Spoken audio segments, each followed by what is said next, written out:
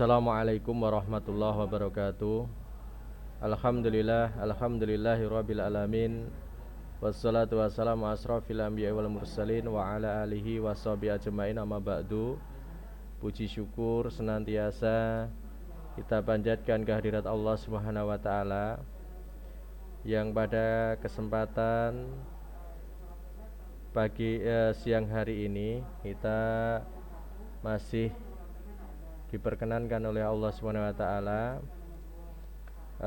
sehingga pada kesempatan siang hari ini alhamdulillah kita masih bisa beraktivitas seperti sedia kala, melanjutkan pembelajaran kita secara daring, ya.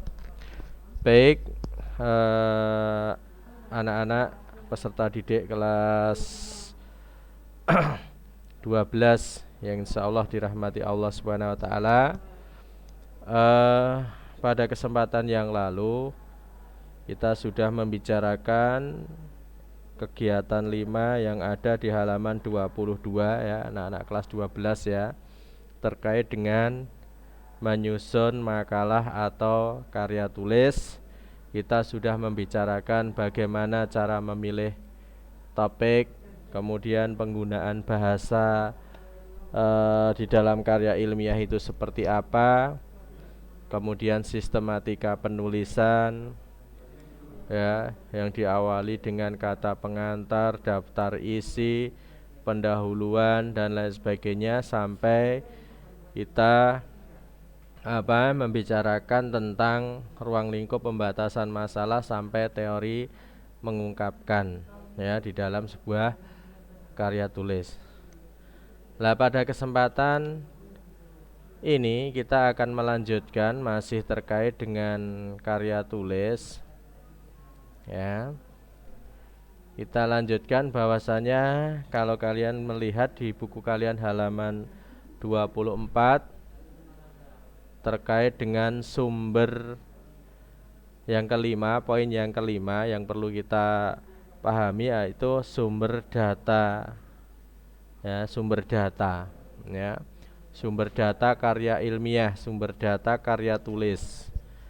Yang mana sumber data sebuah karya tulis itu menjelaskan tentang kriteria penentuan jumlah data, kriteria penentuan mutu data, kesesuaian data dengan sifat dan tujuan pembahasan. Jadi sumber data di dalam sebuah karya ilmiah itu minimalnya harus memuat 3 hal ini, yaitu kriteria penentuan jumlah data, bagaimana cara menentukan jumlah data, populasi dan sampelnya itu harus dimunculkan di situ. Kemudian kriteria penentuan mutu data, bagaimana bisa menjelaskan bahwa data-data yang digunakan itu memang data-data yang berkualitas seperti itu. Kemudian yang ketiga, kesesuaian data dengan sifat dan tujuan pembahasan, gitu. Kemudian poin yang keenam ketika kita membicarakan tentang karya tulis yaitu apa? Metode dan teknik. Metode yang digunakan misalnya ada metode deskriptif, metode komparatif, kemudian ada metode eksperimental. Coba kalian nanti melalui bisa kalian memanfaatkan HP melalui internet, browsing. Silahkan kalian coba mencari contoh-contoh metode karya tulis, metode penulisan karya tulis, ya. Metode deskriptif itu yang seperti apa, metode komparatif itu yang seperti apa, eksperimental itu yang seperti apa. Nanti silahkan dimunculkan di dalam forum diskusi kita ini, ya. Ada deskriptif, komparatif dan eksperimental. Itu terkait dengan metode. Sedang yang terkait dengan teknik yang digunakan dalam pengumpulan data misalnya bisa melalui wawancara, bisa melalui observasi, kuesioner atau tes. Jadi teknik di dalam mengumpulkan data di dalam sebuah penulisan karya tulis itu bisa wawancara, observasi, pengamatan langsung, kuesioner maupun tes. Itu terkait dengan metode dan teknik pengungkapan. Ini hanya Pak Eko sampaikan secara umum, secara globalnya saja. Seperti apa yang tertulis di dalam buku kalian. Ya. Nanti untuk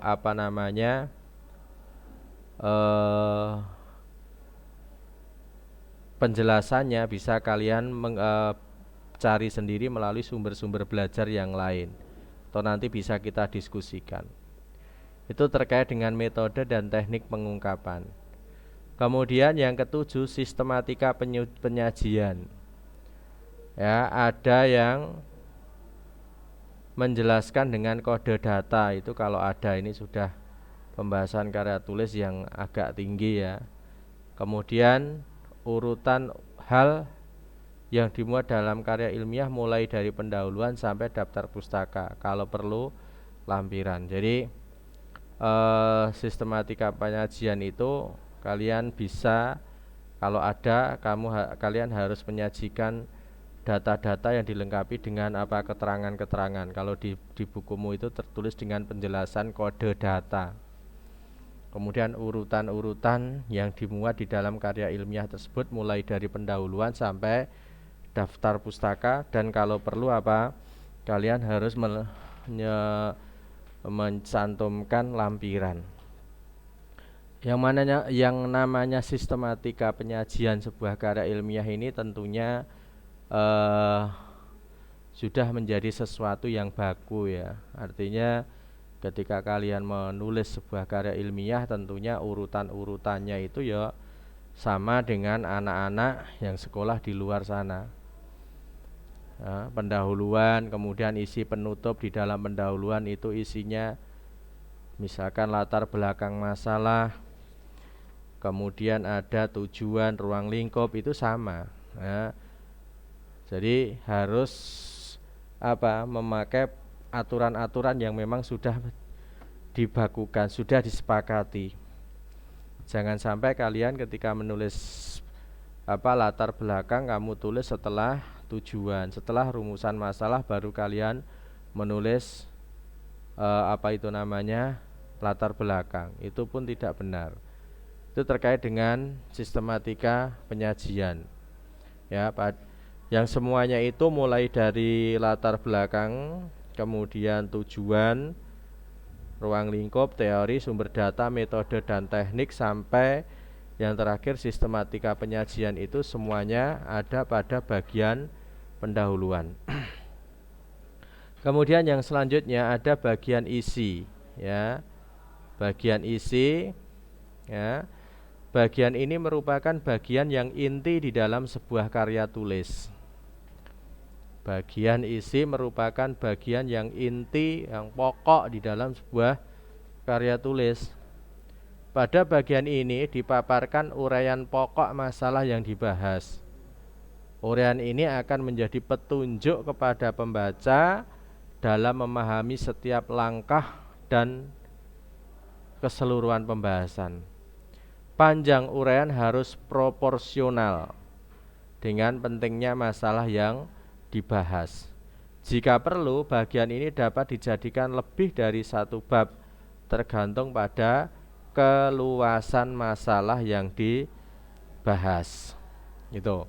Jadi bagian isi seperti itu. Secara umum bagian isi di dalam sebuah karya tulis itu mengungkapkan satu uraian yang dibahas. Ini harus disesuaikan dengan rumusan masalah yang ada. Kemudian hasil dan interpretasi. Hasil dalam pembahasan itu harus dimunculkan di dalam pembahasan. Interpretasi itu penafsiran penulis. Kemudian kalau perlu ilustrasi dan contoh juga harus kalian munculkan di situ. Kemudian penggunaan tabel, bagan, gambar itu kalau ada, yang semuanya itu sifatnya untuk mempermudah penulis menjelaskan sesuatu kepada pembaca ya. Jadi terkait adanya tabel, bagan, gambar dan lain sebagainya itu dimaksudkan untuk itu, mempermudah di dalam menjelaskan sesuatu kepada pembaca. Jadi secara umum bagian isi di dalam sebuah karya tulis ada 4. Yang pertama uraian yang dibahas, kemudian hasil dan interpretasi, ilustrasi dan contoh, tabel, bagan, gambar dan lain sebagainya. Itu bagian isi. Kemudian bagian penutup. Bagian penutup ini berisi kesimpulan dan saran. Apa yang perlu dikemukakan di dalam bagian kesimpulan? Yang dikemukakan dalam kesimpulan adalah pernyataan-pernyataan kesimpulan, analisis atau pembahasan yang dilakukan dalam bab-bab isi. Kesimpulan merupakan jawaban permasalahan yang dikemukakan dalam pendahuluan. Yang perlu kalian pahami bahwasanya kesimpulan itu bukan rangkuman atau ikhtisar. Akan tetapi kesimpulan itu berhubungan dengan masalah. Ya, kesimpulan itu harus ada hubungan antara masalah dan tujuan. Jadi kesimpulan itu harus kalian pahami bukan merupakan sebuah rangkuman atau ikhtisar atau sekedar ringkasan, tapi pernyataan-pernyataan yang sudah disampaikan sebelumnya, kemudian penulis itu memberikan tanggapan, itu namanya kesimpulan.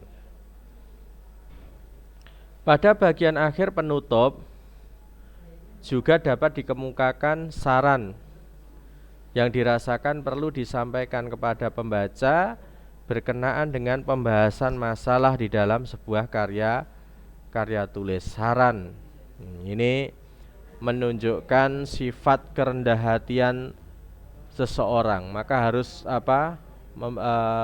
di dalam penulisan sebuah karya, maka tidak menutup kemungkinan kita itu akan mendapatkan masukan, mendapatkan kritikan dan lain sebagainya. Itu harus kalian sampaikan di dalam bagian penutup. Kemudian yang selanjutnya ada daftar pustaka. Ya, ini perlu juga kalian pahami, daftar pustaka atau istilah lainnya adalah bibliografi. Ya, daftar pustaka atau bibliografi. Ya, daftar buku, majalah, artikel dalam majalah atau surat kabar yang digunakan sebagai acuan dalam pengumpulan data, sebagai acuan di dalam analisis pembahasan ataupun penyusunan karya tulis. Penyusunan daftar pustaka juga dimaksudkan sebagai daftar acuan yang akan digunakan untuk mempermudah pembaca yang berminat menemukan sumber acuan yang digunakan. Ya. Jadi pencantuman daftar pustaka atau bibliografi di dalam sebuah karya tulis itu sifatnya wajib, ya, tidak boleh tidak, ya, harus kalian tulis di dalam karya tulis kalian, ya, daftar pustaka atau bibliografi. Lah untuk bagaimana cara penulisan daftar pustaka atau bibliografi, insya Allah nanti akan Pak Eko sampaikan pada pertemuan yang akan datang. Itu yang bisa Pak Eko sampaikan pada kesempatan siang hari ini. Mudah-mudahan yang sedikit tadi bermanfaat untuk kalian. Silahkan kalian baca-baca sendiri melalui buku yang ada. Ya, kita membahas materi yang ada di halaman 22 terkait dengan kegiatan yang kelima, yaitu menyusun makalah atau karya tulis. Berarti kita sudah menyelesaikan bab yang kedua. Tinggal nanti ya kita percepat. Nanti Pak Eko akan pilih materi-materi yang sekiranya itu penting untuk kalian pahami, yang sehingga nanti di dalam kehidupan kalian sehari-hari nanti kalian bisa menerapkan ilmu ini, ya. Sekian yang bisa Pak Eko sampaikan. Kurang lebihnya mohon maaf. Bila taufiq wal hidayah. Assalamualaikum warahmatullahi wabarakatuh.